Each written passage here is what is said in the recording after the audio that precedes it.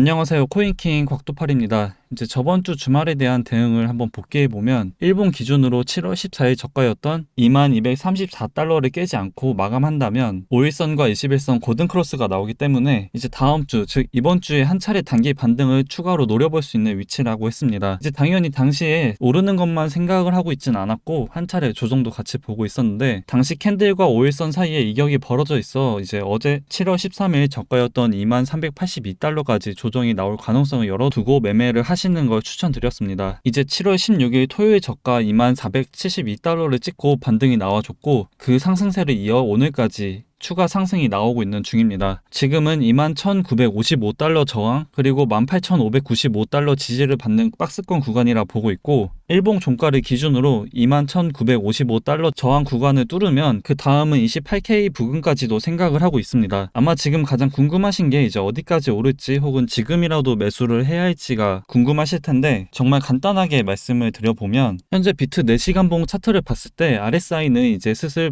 과매수 구간에 접어든 걸 볼 수 있습니다. 과거 차트를 봤을 때 4시간봉 기준으로 과매수 구간에 돌입을 하게 되면 당연히 어느 정도 추가 상승이 나와줬지만 그때가 단기 고점인 걸 확인할 수가 있습니다. 먼저 2022년 5월 30일 오전 9시부터 31일 오후 9시까지 비트는 상승을 해주다 새벽 1시부터 다시 RSI는 이 영역 안으로 들어오게 되면서 약 마이너스 8% 조정을 받는 모습을 보여줬습니다. 이제 그 다음에도 21시에도 RSI는 과매수 구간까지 올라준 뒤 새벽 1시부터 하락세가 시작이 되면서 약 마이너스 7%의 조정을 보여줬습니다. 이제 그 다음 가장 최근의 움직임을 보면 2022년 7월 8일 새벽 1시부터 오전 9시까지 RSI 과매수 구간을 찍은 다음에 그 다음부터 7월 13일까지 마이너스 15%의 조정받는 움직임을 보여줬습니다. 그리고 지금도 이번에 마찬가지입니다. 현재 비트 4시간봉 기준으로 RSI 과매수 구간을 찍은 점 물론 여기서 추세에 따라 일부 추가 상승이 나올 수도 있지만 지금이라도 매수하기엔 매력적인 구간은 우선 아니라고 생각을 하고 있습니다. 만약 그래도 매수를 하시겠다면 이제 큰 비중을 넣는 것보단 이 과매수 구간을 뚫고 올라가 한 차례 꺾일 때를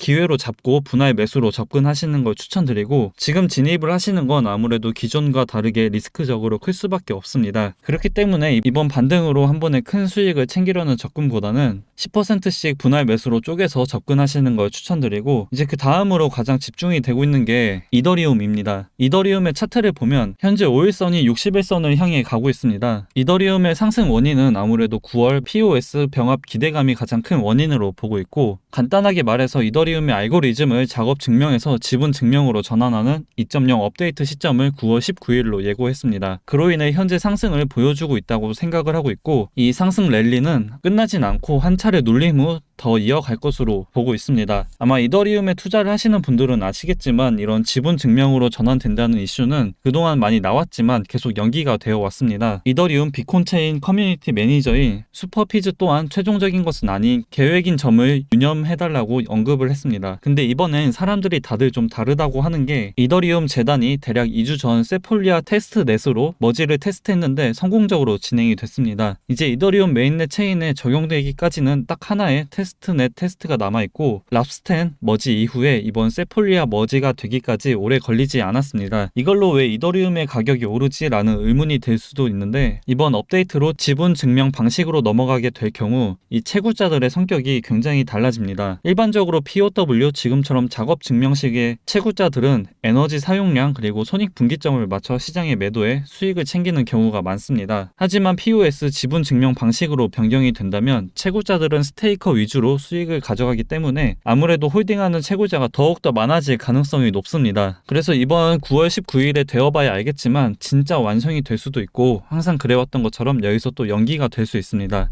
그렇기 때문에 역시나 큰 비중을 넣고 몰빵을 하는 것보단 눌릴 때마다 분할로 접근하시는 걸 추천드리고 알트 같은 경우에도 현재 상승 중인 걸 보면 이더리움과 관련되어 있는 테마 혹은 코인들 위주로 상승 중인 걸 볼 수 있습니다. 이제 이클 같은 경우엔 이더리움 채굴자들이 이더리움 클래식으로 옮겨진다는 이슈로 상승하고 있는 가능성이 크다고 보고 있고 이제 그 전에도 항상 이 이유를 대며 상승해 왔습니다. 마찬가지로 이제 막 5일선과 60일선을 뚫고 올라와준 모습이고 지금의 차트는 올해 3월 19일부터 시작된 상승과 비슷하고 이때도 5월에 이더리움 POS 업데이트에 대한 이슈가 있었습니다. 그로 인해 이더리움 클래식 또한 채굴자들의 이동에 대한 기대감으로 상승을 했었고 이때도 거의 5일선과 60일선 골든크로스 이후에 약 80% 가까운 상승분을 보여줬기 때문에 이더리움 클래식 또한 지금도 이제 충분히 많이 오른 상태이지만 이더리움의 열기가 식지 않는 이상은 추가 상승이 나와줄 거라 보고 있습니다. 다만 큰 비중보다는 이미 약 3일 동안 50% 가까운 상승을 보여줬기 때문에 이제 영상을 보고 지금 당장 매수를 하는 것보단 한 차례 눌림을 기다리시는 걸 추천드리고 적은 비중으로 각자의 기준에 따라 손절가를 꼭 잡고 들어가시길 바랍니다. 다음으로 폴리곤은 개인적으로 이미 많이 오르기도 했고 또 21일에 ZK EVM을 출시할 예정이라 발표했기 때문에 여기서 추가 상승은 이제 당연히 나올 수 있지만 매력적인 위치는 아니라 생각을 합니다. 그래서 저는 현재 레이어 관련 코인 솔라나, 아발란체 그리고 NFT 코인들 위주로 보고 있고 아발란체, 솔라나는 이제 막 5일선과 60일선 골든크로스가 만들어졌기 때문에 저는 여기서 이제 추가 상승을 기대하고 있습니다. 저번 주말에도 말씀을 드렸지만 저 같은 경우에 차트 분석을 정말 간단하게만 봅니다. 주로 이평선 그리고 캔들 거래량 위주로만 보고 있고 추가로 RSI 지표까지 보고 있습니다. 이평선은 후행성 지표이기 때문에 바닥과 정수리를 잡을 순 없지만 저는 무릎과 어깨는 충분히 잡을 수 있다 생각을 하고 있고 또 가장 선호하면 또 신뢰를 하는 편입니다. 여러분들도 여러분들만의 매매 기준을 하나씩 잡아가셨으면 좋겠고 지금 같은 단기 상승장은 솔직히 어떤 걸 매수해도 다 오른다고 생각을 하고 있습니다. 하지만 이럴 때 여러분들 각자의 그 기준과 매수 시점을 만들어 연습해 보는 것도 또 하나의 경험과 방법이라 생각을 합니다. 저의 관점은 어디까지나 참고만 해주시면 될 것 같고 아무리 제가 영상을 빨리 찍고 또 빨리 편집을 하고 업로드를 하더라도 그때와 지금의 가격 차이는 날 수밖에 없습니다. 지금도 영상을 찍고 있는데 큰 변동성을 보여주고 있기 때문에 정확한 수치 그리고 가격대는 참고만 해주시길 바랍니다. 이제 이번 주부터 뱅크 오브 아메리카, 넷플릭스, 테슬라 등 주요 기업 실적 발표가 있습니다. 분명 이 실적 발표에 따라 주가 그리고 나스닥이 흔들릴 거고 나스닥을 따라가는 비트코인 또한 영향을 받을 수밖에 없다고 생각을 합니다. 지금 단기 상승장이라 지금 아니면 기회가 없는 것처럼 느껴질 수도 있는데 급하게 매매를 할수록 내동매매로 이어질 가능성도 있어 정말 자기만의 기준이 없으시다면 그럴 때일수록 한 템포 쉬어가는 것 또한 방법이라고 저는 생각을 합니다. 당연히 수익을 보지 못하면 아쉬움은 어쩔 수 없겠지만 매매를 하지 않으면 수익은 없겠지만 반대로 원금에 대한 손실 또한 보는 게 없습니다. 기회는 항상 찾아오고 오늘만 이 반등이 오는 게 아니니까 이제 다들 급하게 하시는 것보단 천천히 여유롭게 하셨으면 좋겠습니다. 이제 오늘 하루도 다들 고생 많으셨고 여러분들에게 정말 많은 도움이 됐으면 좋겠습니다. 항상 시청 감사하고 코인킹 곽두팔이었습니다.